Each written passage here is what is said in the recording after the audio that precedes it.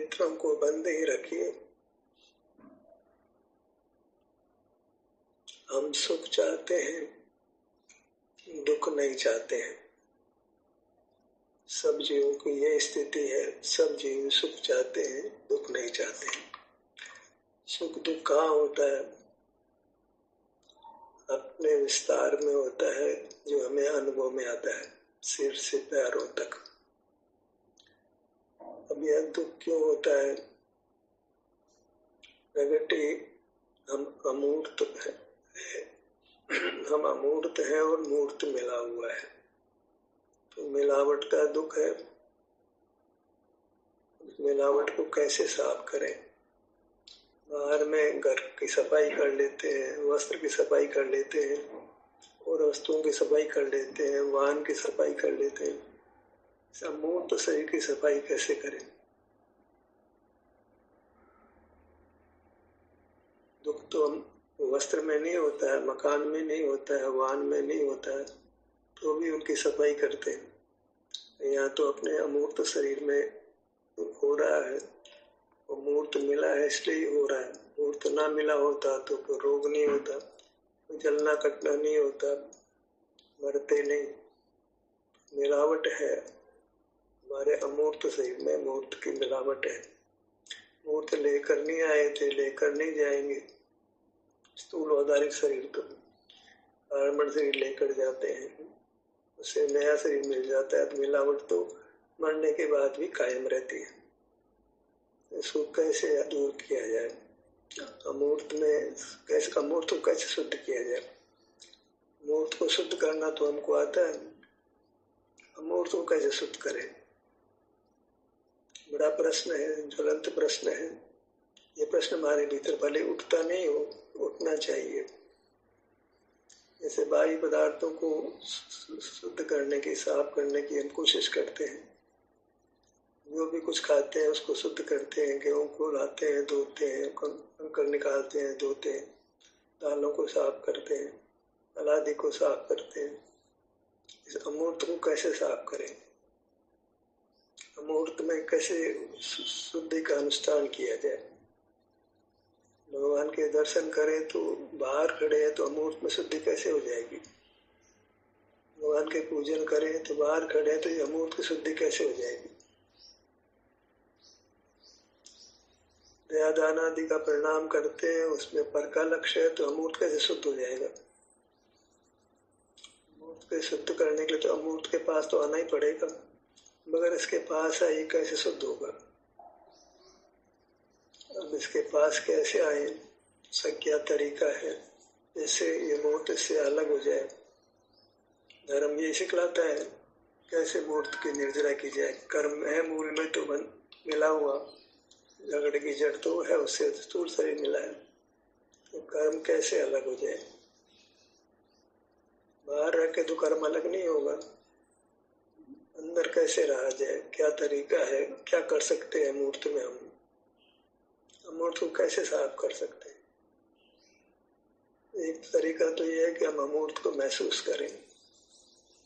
सिर से पांव तक ये जो अमूर्त शरीर है, हम उसको लक्ष्य में ले सकते हैं, क्योंकि यहाँ सुख दुख का संवेदन होता है, तो उससे हम इसको अनुभव में ले सकते हैं। हर भाग को अलग अलग अनुभव में ले सकते हैं, छोटे भाग को, बड़े भाग को।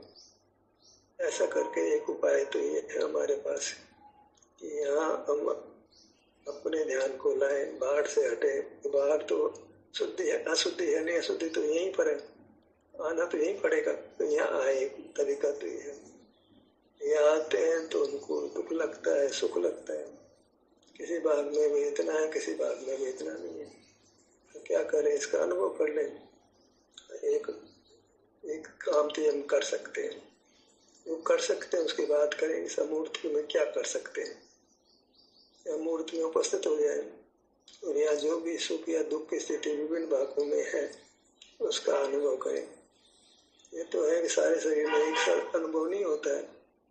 सिर में दर्द हो नहीं हो, पाँव में दर्द हो नहीं हो, हाथों में हो पाँव में नहीं, अलग अलग भागों में पुतल अलग अलग मिला है, तो वेदना की स्थिति, आराम की स्थिति भी अलग अलग भागों में अलग अलग है, तो अलग अलग को हम अनुभव में ले सकते हैं। एक काम तुम ये कर सकते हैं, वो क्या कर सकते हैं कि भाई हम थोड़ा बहुत बदन को हिला सकते हैं, बदन को हिला लें, हाथों को हिला लें, पाँव को हिला लें, उंगलियों को हिला लें, स्वाधीनता से कर सकते हैं इस काम को। इसमें कोई बाहर जाने की जरूरत नहीं है, इंद्रियों का उपयोग लेने की जरूरत नहीं है, पर को जानने की जरूरत नहीं है। हालांकि अभी मूड शरीर है तो कर पाते नहीं कर सकते, पर एक बार तो उनको बाहर तो कम से कम नहीं गए, बाहर तो उपाय नहीं करे, उपाय तो अपने में ही कर रहे, तो हम नाना अंगों को हिला सकते हैं, हिलता हुआ महसूस भी कर सकते हैं। दूसरा काम ये कर सकते हैं, तो हिलाने को जो अंग है उसको जान सकते हैं कि किस अंग को मिला सकते हैं। बच्चा भी जान सकता है, बच्चा भी अपने शरीर में सुख दुख का अनुभव कर सकता है, अपने विभिन्न अंगों को हिला सकता है। उसको कहें कि जो जो हम मिला सकते हैं वो मिला सकते हैं, उसमें कोई शास्त्र ज्ञान की बाहर के ज्ञान की जरूरत नहीं है। ये काम अमूर्त में किया गया, मूर्त में तो नहीं किया गया, बाहर तो नहीं किया गया, अमूर्त को हमने हिलाया, अमूर्त अंगुलियों को हिलाया, अमूर्त सिर को हिलाया। जिस अंग को मिला सकते हैं बिना पर को देखे हुए, बिना इंद्रियों को उपयोग में लिए हुए, हम अमूर्त अंगों को हिला सकते हैं। क्या क्या हिला सकते हैं, सब अपना अनुभव कर सकते हैं। सिर को हिला सकते हैं, हाथों को हिला सकते हैं, पेट को हिला सकते हैं, उंगलियों को हिला सकते हैं। नाना प्रकार के व्यायाम करते हैं तो हिलाते ही अंगों को। आंख बंद करके हिला सकते हैं, तो बाहर का जानने की जरूरत नहीं है। तीसरा क्या कर सकते हैं, आप श्वास ले सकते हैं, रोक सकते हैं, छोड़ सकते हैं, ये कर सकते हैं। और क्या कर सकते हैं, श्वास आ रही है जा रही है, इसको भी लक्ष्य में ले सकते हैं। चाहे तो ले सकते हैं, कोई रोकने वाला नहीं, उसके लिए कुछ पर की सहायता की जरूरत नहीं पड़ती है। यत्न से भी हम श्वास ले सकते हैं, अपने आप ही आती है, नहीं चाहे तो भी श्वास तो आएगी, तो हमारे उसको हम अनुभव में ले सकते हैं। क्या क्या ऑप्शंस अवेलेबल हो सकते हैं जो हम अमूर्त के प्रति कर सकते हैं, उसका क्या रिजल्ट होगा ये तो बाद में देखेंगे। पहले तो देखेंगे हम क्या कर सकते हैं। कर सकते हैं वो तो काम करेंगे, नहीं कर सकते उसको कैसे करेंगे। काम तो यही करना, इसके बाहर तो करना नहीं है। तकलीफ तो यही है, बाहर तो तकलीफ है नहीं। दर्द है तो यहीं पर है, दुख है तो यहीं पर है, चिंता है तो यहीं पर है, इसके बाहर तो है नहीं। काम तो यही करना पड़ेगा। कपड़े में मैल है तो कपड़े में उपाय करते हैं, बाहर तो नहीं करते हैं। मकान में मेला है तो मकान में उपाय करते हैं, वाहन मेला है तो वाहन में उपाय करते हैं। हमारे भी सिर से पांव तक यही तकलीफ है तो उपाय तो यही करना है। क्या क्या उपाय है इसमें इंद्रियों का उपयोग नहीं है, मैंने बाहर नहीं है, भीतर ही है। इंद्रियां तो बाहर जाती है। मन से भी कदाचित इसके बारे में विचार कर सकते हैं कि मैं अमूर्त हूँ, मेरे में दुख हो रहा है, मेरे में सुख हो रहा है, दुख हो रहा है, सुख हो रहा है, विचार कर, विचार में फिर अमूर्त का लक्ष्य छूट गया। अमूर्त का लक्ष्य छूट गया तो अमूर्त में काम कैसे करेंगे। अमूर्त का लक्ष्य तो होना ही चाहिए, अमूर्त में काम करना है। अमूर्त को देखे बिना, लक्ष्य में लिए बिना तो अमूर्त में कोई काम कैसे करेंगे। काम तो अमूर्त में करना है, क्योंकि अमूर्त को हटाना है, तो अमूर्त को तो लक्ष्य में रखना है। इसके बिना तो काम नहीं चलेगा। काम तो इसमें ही करना है, जो कुछ करना है इसी में करना है। जो जो कर सकते हैं वही करें, और क्या करें। करना तो है, मगर किए तो अपने आप तो शुद्ध होने वाला नहीं है। अनंत काल बीत के अपने आप तो शुद्ध होगा नहीं। चीज बड़ी बड़ी शुद्ध हो जाएगी तो बड़ी बड़ी तो और खराब ही हो जाएगी। तो बड़ी बड़ी तो इंद्रिय ज्ञान होगा, विचार होगा, बाहर चेष्टा करेंगे, बोलेंगे, अपने आप तो जो हो रहा वही होगा, और उससे तो मूर्त कभी अलग हुआ नहीं। अशुद्धि मिटी नहीं, वेदना भी मिटी नहीं, कुछ अलग तो करना पड़ेगा।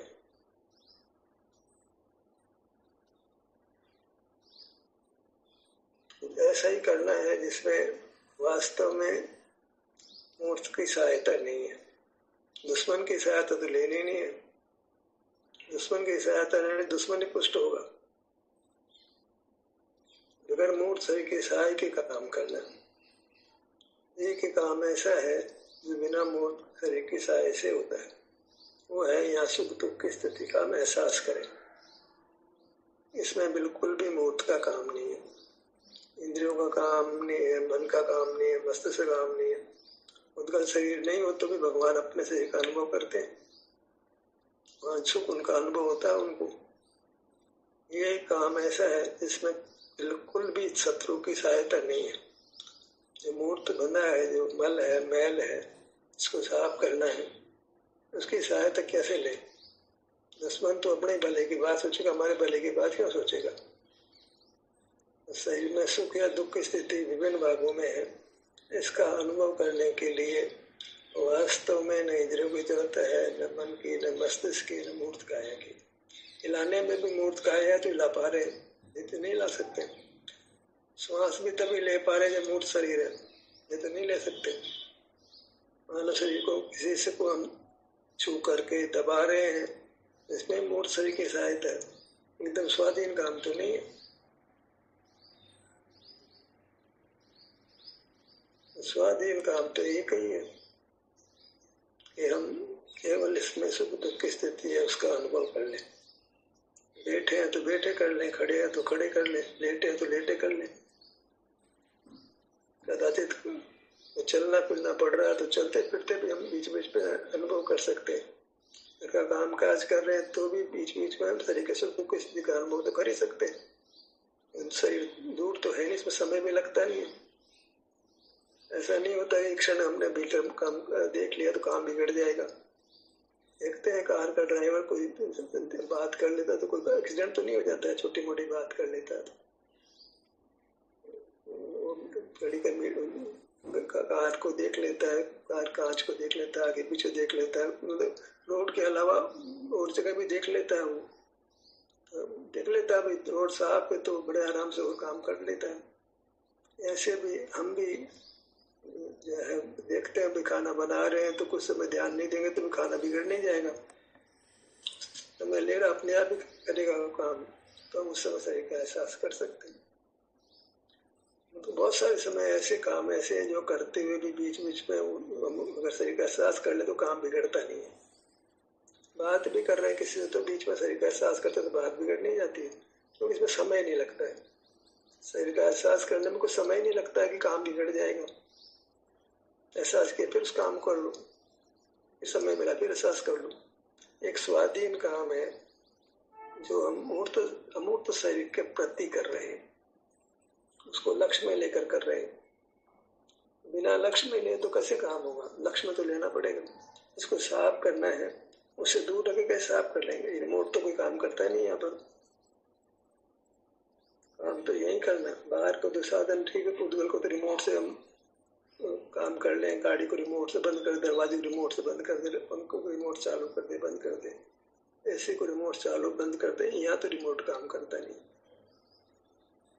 यहाँ तो सीधा ही जुड़ना पड़ता है, सीधा डायरेक्ट अप्रोच। डायरेक्ट अप्रोच ही नहीं है, इनडायरेक्ट अप्रोच होगी तो उससे काम बनेगा नहीं, पराधीनता से काम नहीं बनेगा। बाहर के काम भले पराधीनता से हो, यहाँ उद्गल को तो फर्क पड़ता नहीं है। पंखे को रिमोट चला लेते हैं, पंखे को कोई फर्क नहीं पड़ता है। हमारे को तो फर्क पड़ता है, हमारे पराधीनता होती है। पराधीनता में दुख लगता है, पराधीनता में सुख लगता है। जो भी हम ध्यान का अभ्यास कर रहे हैं उसका कोई न्याय तो होना चाहिए, कोई नीति तो होनी चाहिए। कोई परावलंबन करके स्वावलंबी कैसे हो जाएंगे? स्वावलंबी होने के लिए स्वावलंबी होना पड़ेगा। बाहर देखे ना शरीर ठीक हो जाए तो बात बनेगी नहीं। शरीर को अमूर्त को देखे बिना, हमारे लक्ष्य में लिए बिना तो अमूर्त ठीक होने वाला नहीं। कोई रिमोट कार्यक्रम नहीं है। जिसको साफ करना है उसके सामने तो खड़ा होना पड़ेगा, उसके सामने खड़े हो जाए, खड़े होकर के जो होता है उसको स्वीकार कर लें। ये एक विधि है जिससे हम अपने को शुद्ध कर सकते हैं, मूर्त शरीर से मुक्त हो सकते हैं। और मूर्त शरीर नहीं रहेगा तो दुख नहीं रहेगा। दुख की मूल तो है कि मिलावट है, अशुद्धि है। ये अशुद्धि तो करना है, अशुद्धि होती है तो रूप बिगड़ जाता है। कोई वस्तु उसमें दूसरी मिला दो तो रूप बिगड़ जाता है, उसका स्वाभाविक रूप नहीं रहता है। हमारा स्वाभाविक रूप तो सुख है, अमूर्त तो अनादि से मिला है। हम इसको साफ आज तक नहीं किया, बाहर देख रहे हो साफ कैसे हो, ज्ञान कर रहे, ज्ञान कर रहे तो बाहर खड़े तब तो ज्ञान कर रहे, तो अमूर्त कैसे ठीक हो जाएगा? स्वभाव ही हमारे बाहर खड़े रहना, तो परमानेंट बंदे रहना हमारा स्वभाव होगा, दुख ही हमारा स्वभाव होगा। मिले हुए हैं, मिले वस्तु की ओर झांक ही नहीं रहे, बाहर झांक रहे हैं और स्वभाव बाहर झांकने गए तो ये वस्तु कैसे शुद्ध हो जाएगी? जिस वस्तु को शुद्ध करना प्रयत्न तो उसके प्रति करना पड़ेगा, और प्रयत्न करने का साधन क्या है? हमारे पास अमूर्त ही है हम तो, साधन क्या होगा? अमूर्त में एक सुविधा है कि वो स्वयं स्वयं का अनुभव कर सकता है, ये सुविधा है अमूर्त में। वो बिना मूर्त के सहारे के अपना अनुभव कर सकता है, यही एक सुविधा है अमूर्त के पास, और कोई साधन उसके पास है ही नहीं। वो अनुभूति स्वरूप अपना अनुभव कर सकता है, बस इतने से उसको स्वाधीन स्थिति है। इसमें कतई पर की सहाय नहीं, पर के सहाय में तो स्वतंत्रता बनेगी, किसी की सहायता लेंगे तो बदले में सब उसको भी सहायता करनी पड़ेगी, उसको पैसा देना पड़ेगा, उसको थैंक यू बोलना पड़ेगा, बाद में सहज ही कर्तव्य बनेगा, कल उसको जरूरत पड़े तो हम उसकी सहायता करें। ये एक ऐसा काम है जिसमें हमने कोई ऑब्लिगेशन नहीं है पर का, थैंक यू बोलना, ग्रेटिट्यूड बोलने की जरूरत नहीं किसी को। एक स्वाधीन काम के द्वारा हमको अपने को शुद्ध करना है, और स्वाधीनता से विचार करो कि आप क्या कर सकते हो। अगर मूर्त ना होता तो तुम क्या कर सकते थे अपने में? बिना मूर्त के सहाय के तुम क्या कर सकते हो? मूर्त मिला है लेकिन मूर्त की सहायता नहीं लेनी है, सहायता लेंगे तो फिर वो अवलंबन हो ही गया, ऑब्लिगेशन हो गया। मूर्त तो दुश्मन है, उसकी क्या सहायता ले? मूर्त शरीर तो दुश्मन, उसकी क्या सहायता ले?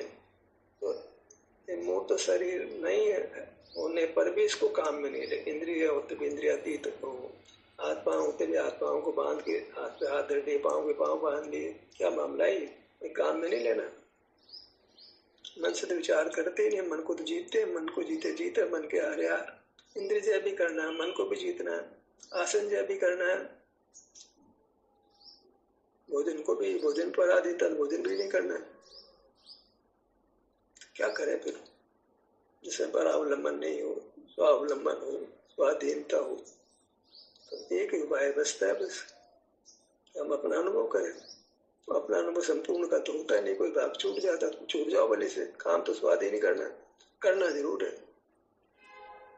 सब दुख लगे तो दुख लगे, सुख लगे तो सुख लगे, काम तो यही करना है, इसके बाहर तो करना नहीं, और स्वाधीनता से करना है।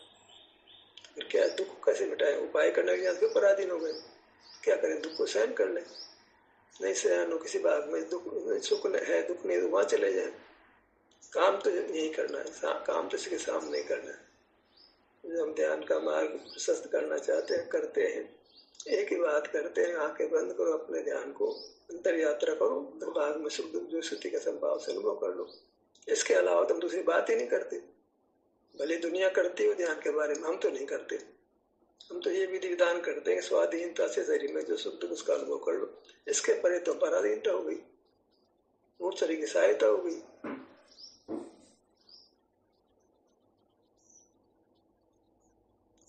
हमें अमूर्त के सामने खड़े रहना है, सामने खड़े रहने पर जो होता है वही करना पड़ेगा। सामने छोड़ने पर कुछ होता है वो तो फिर वो काम मार्ग छूट गया। सामने तो खड़े रहना, सामने खड़े रहना ये तो शर्त है, जिससे इसको साफ करना उसके सामने तो खड़ा रहना पड़ेगा। अब सामने खड़े रह करके क्या कर सकते हो, क्या हो सकता है? बस आपको सुख दुख का अनुभव होता है। यहाँ पर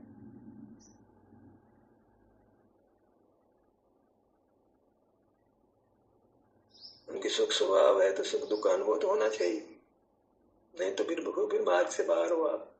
वस्तु का स्वाद तो लेना पड़ेगा, वस्तु के स्वाद लिया तभी तो मालूम पड़ेगा। वस्तु के सामने खड़े हो, कैसे मानेंगे वस्तु के सामने खड़े हो? वस्तु है वो तो अनुभव में आती है, अनुभव ही छूट गया तो अनुभव तो सुख दुख का है, और किसी का अनुभव तो होता है नहीं, उसको अनुभव कहते नहीं है। सुख या दुख का अनुभव ही होता है बस, अनुभव ही मोक्ष का मार्ग है। क्योंकि वस्तु का सेवन है, उस वस्तु का ग्रहण है। वस्तु के सामने खड़े हैं, वस्तु के सामने खड़े हैं तो वस्तु में जो है वही तो मिलेगा हमारे को। वस्तु में सुख है या दुख है, स्वभाव तो उसका ऐसा ही स्वभाव विभाव यही है, सुख है या दुख है।